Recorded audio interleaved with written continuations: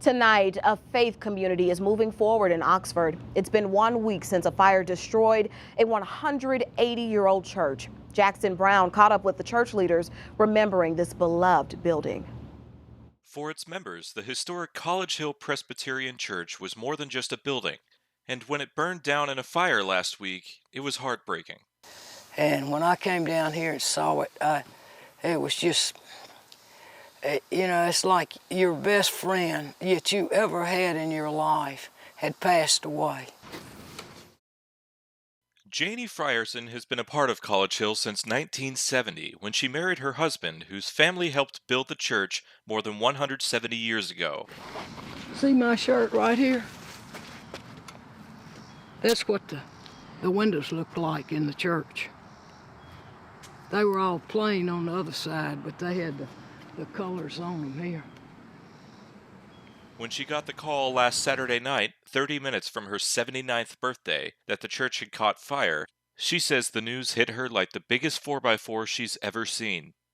The College Hill Church Sanctuary, which stood for more than a century and a half, took less than 4 hours to completely burn down in an overnight fire.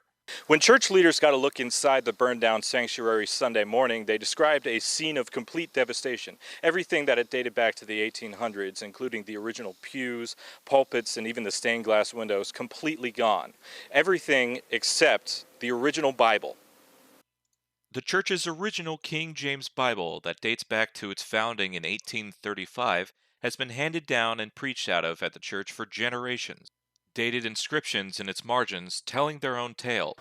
62, and you won't know whether that is going to be 1962 or 1862. So it's pretty incredible. Yeah. Paul says the Bible, which typically sat open on the pulpit, was closed by someone that night before the fire.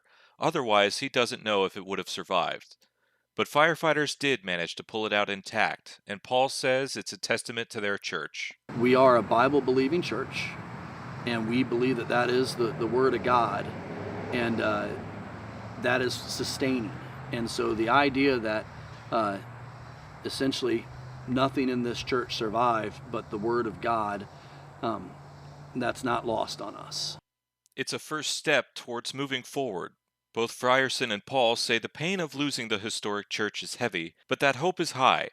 The first response on Sunday is heartbreak, but there is just as much as there is a heartbreak, there's also hope and a confidence that if God protected us for the first 180 years, there's no reason why we're not going to build again and be protected for another 180.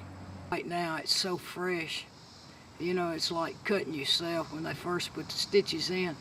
Hurts like a dickens for a long time, but gradually, you know, it heals. So that's what I'm hoping for. The biggest message church leaders want to give is that while the building may be gone, the church community itself is as strong as ever. In fact, they tell me that their meal on the grounds, a twice-a-year cookout that happens after Sunday service in the spring, is going to be on no matter what. Whether it's at this building or somewhere else on the church grounds, they're inviting everyone to come out and grab a plate. In Oxford, I'm Jackson Brown. And if you would like to help the church rebuild, they've set up a link on their website where you can donate, but you can also find that link on our page at abc24.com/now.